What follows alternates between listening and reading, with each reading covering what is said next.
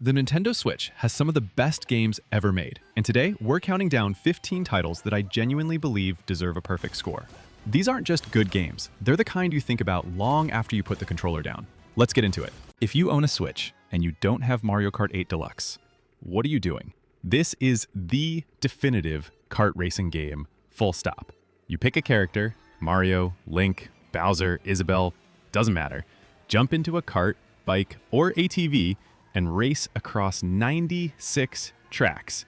That's not a typo, 96 tracks, including 48 brand new ones added through the Booster Course Pass DLC, pulling circuits from all across Mario Kart history. The racing itself is tight and satisfying. You're drifting around corners to build up boost, grabbing item boxes, throwing shells, dropping banana peels, dodging blue shells, and trying not to fall off Rainbow Road. The battle mode got a full overhaul from the Wii U version, giving you actual arenas to fight in instead of just regular tracks. And the multiplayer, local or online, is just unbeatable. 8 people on one screen, or competing online against players worldwide, it never gets old.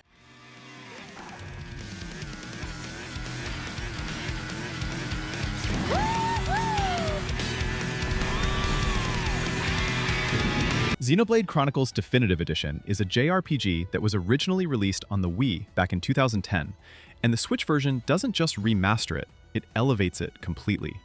The story follows Shulk, a young man living on the body of a giant titan called the Bionis. One day, his home is attacked by mechanical creatures from a rival titan, the Mechonis, and Shulk sets out on a journey of revenge that slowly becomes something much, much bigger. The world building here is genuinely incredible. Combat runs in real time, where your characters auto-attack while you manually trigger Art's special moves with cooldowns and build combos with your teammates. Shulk wields the Monado, a legendary sword that lets him see visions of the future and use powerful abilities to change what's coming. The Definitive Edition also includes Future Connected, a brand new epilogue story that adds more closure to the narrative.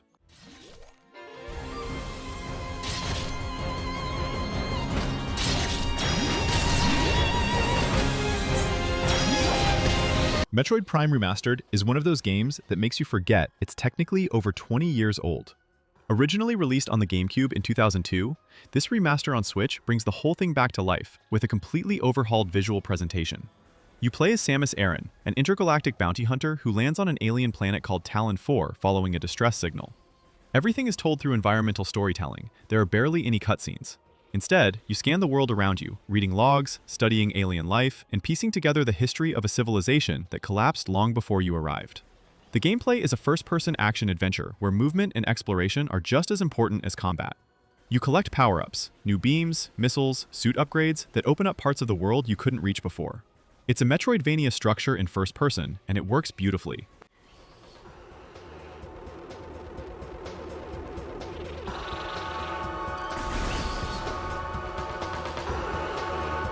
Tears of the Kingdom takes everything Breath of the Wild built and pushes it even further. Hyrule is back, but something has changed.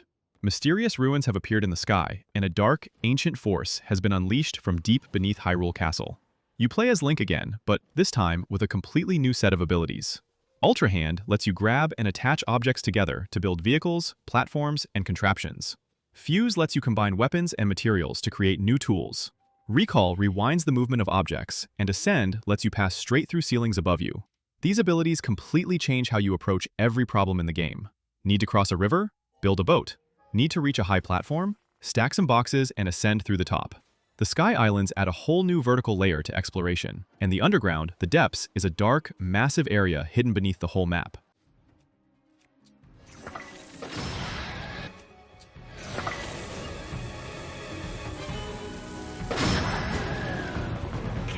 Unicorn Overlord flew under the radar for a lot of people, but anyone who played it knows this is something special. Developed by Vanillaware, the team behind Odin Sphere and 13 Sentinels, this is a tactical RPG set in a richly detailed fantasy world. You play as Alon, a prince who is driven from his kingdom as a child when a traitor seized the throne. 10 years later, he returns with a unicorn ring and a will to liberate the continent. The gameplay mixes real-time strategy on an overworld map with automatic turn-based combat. You build squads of up to 5 units from a roster of over 60 characters, humans, elves, beastfolk, angels, each with their own class and strengths.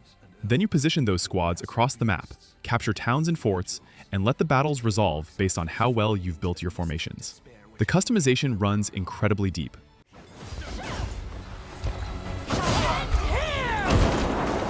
You'll see no harm.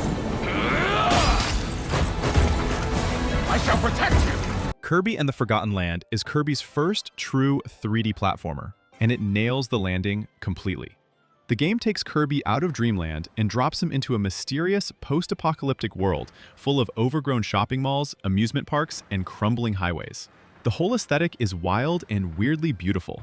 Kirby can still inhale enemies and copy their abilities, turning into a sword fighter, a fire breather, an ice sculptor, but the new addition here is Mouthful Mode. Kirby can inhale real-world objects, cars, vending machines, traffic cones, stairs.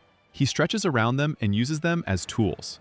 It's ridiculous and genius at the same time. Every level is loaded with secrets, hidden rooms, and objectives that unlock extra stages and side missions. The main game takes around 10 hours, but fully completing everything takes considerably longer.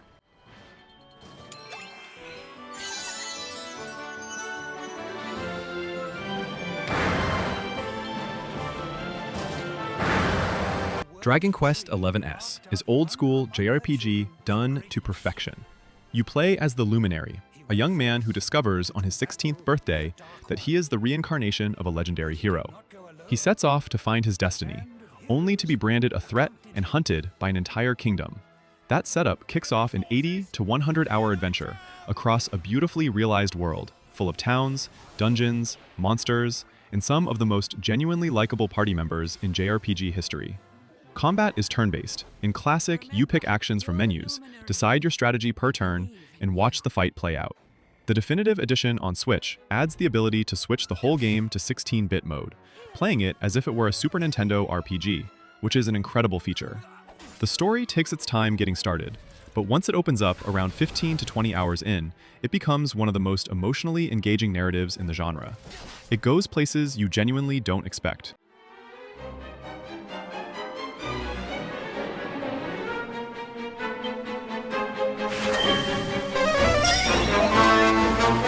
Paper Mario: The Thousand Year Door was originally a GameCube classic, and the Switch remake is the definitive way to experience it. Mario receives a letter from Princess Peach about a legendary treasure hidden in Rogueport, a seedy port town full of thieves and secrets. He arrives to find Peach missing, and a mysterious door sealed by 7 crystal stars. The combat is turn-based, but with an active twist, every attack, every block, every special move requires you to press a button at the right moment. Time a jump perfectly, and you deal extra damage.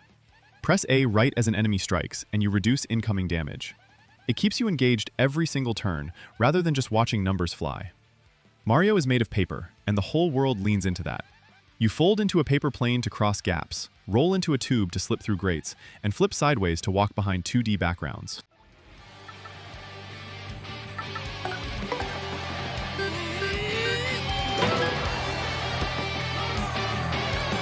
Xenoblade Chronicles III is the pinnacle of the series, and one of the best JRPGs ever made. The game is set in a world called Ionios, where 2 nations, Keves and Agnes, are locked in endless war. Soldiers are born to fight, live for 10 years, and die, their life force feeding giant machines called Flames of Rebirth. That is the world. 6 soldiers, 3 from each side, end up crossing paths and discover that everything they've been told about why they fight is a lie.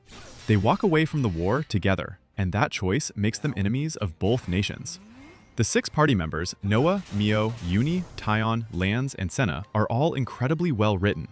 Their relationships evolve naturally, their conversations feel genuine, and the story isn't afraid to go to genuinely heartbreaking places.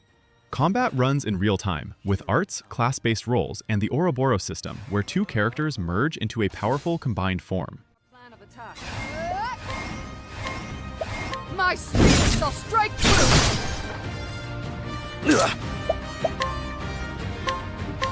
Fire Emblem Three Houses puts you in the role of a professor at Garreg Mach Monastery, a prestigious military academy where 3 noble houses, Black Eagles, Blue Lions, and Golden Deer, train for war. You choose one house at the start, and that choice shapes which characters you spend the most time with, whose story you experience most deeply, and how the second half of the game plays out. It's a tactical RPG where battles take place on grid-based maps, and you move units across the board, attack enemies, and use terrain to your advantage. Outside of battle, you manage your students, teaching them, sharing meals, exploring the monastery, fishing, taking part in choir practice. It sounds low-key, but those bonds matter because your students grow based on how you train them and what skills you push them toward. You can turn a magic user into a mounted knight, a sword fighter into an archer. The class system is genuinely flexible.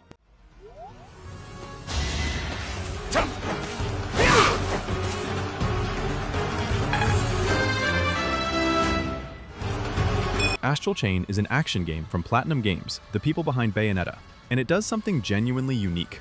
You play as a police officer in a futuristic city called the Ark, dealing with an alien invasion from beings called chimeras. Early in the game, you gain the ability to control a legion, a powerful creature that's chained to you and fights alongside you. The combat is built around that partnership. You control your character directly, while your legion fights autonomously, and you pull them into specific actions, sweeping enemies into the chain to trip them, directing attacks, setting up traps, syncing movements for combo finishers. The action is dense and stylish, rewarding players who learn the systems. But Astral Chain isn't just action, it's also part detective game. Between combat sections, you investigate crime scenes, collect evidence, scan the environment, follow leads, and talk to witnesses.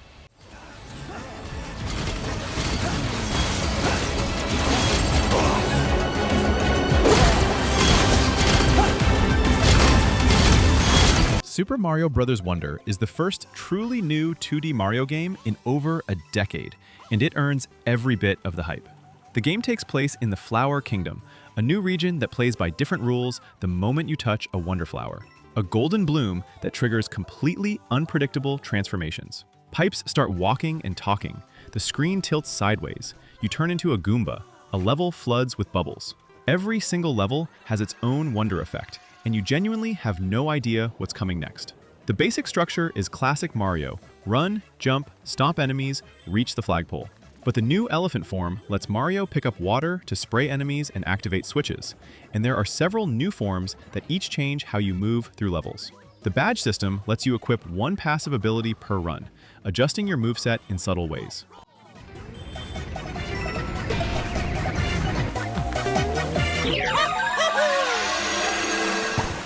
Super Mario Odyssey is the best 3D platformer on the Switch, and one of the greatest Mario games ever made. You're chasing Bowser across the globe, literally across a globe, jumping between kingdoms that each have their own visual theme, culture, and design language. New Donk City is full of real-looking humans and skyscrapers. Luncheon Kingdom is a world of giant food.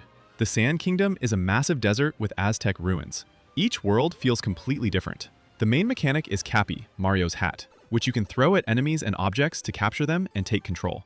Capture a Goomba, and you can stack more Goombas on top. Capture a T-Rex and go on a rampage. Capture a rocket and launch yourself into the sky. The game has hundreds of power moons scattered across every kingdom, hidden behind puzzles, platforming challenges, minigames, conversations with NPCs, and secret rooms. It never runs out of ideas.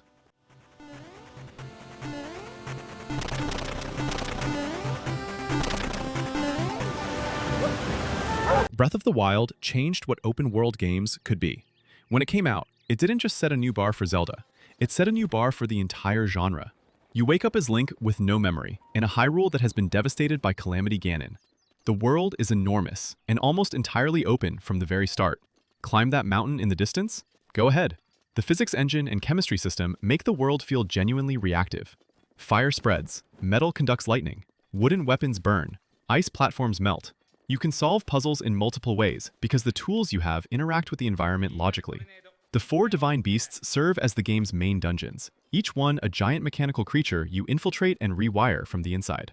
The 120 shrines are bite-sized puzzle and combat challenges scattered across the map.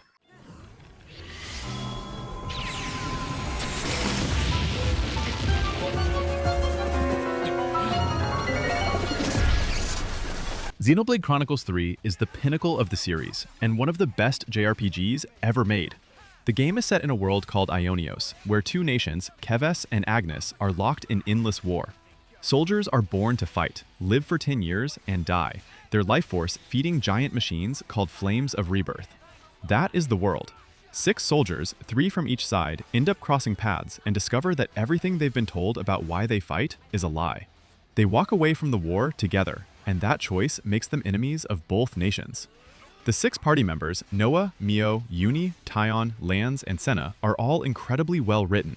Their relationships evolve naturally, their conversations feel genuine, and the story isn't afraid to go to genuinely heartbreaking places.